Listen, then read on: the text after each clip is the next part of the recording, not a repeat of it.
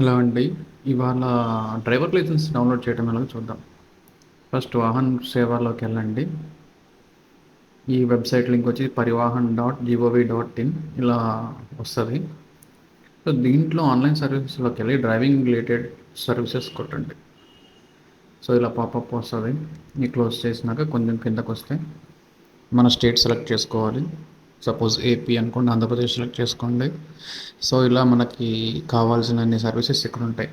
Like renewal, duplicate DL, so change of address.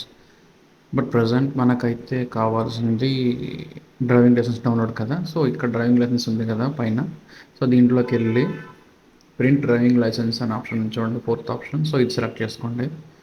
ఈ print driving licence అనే option select చేసుకోవాలి.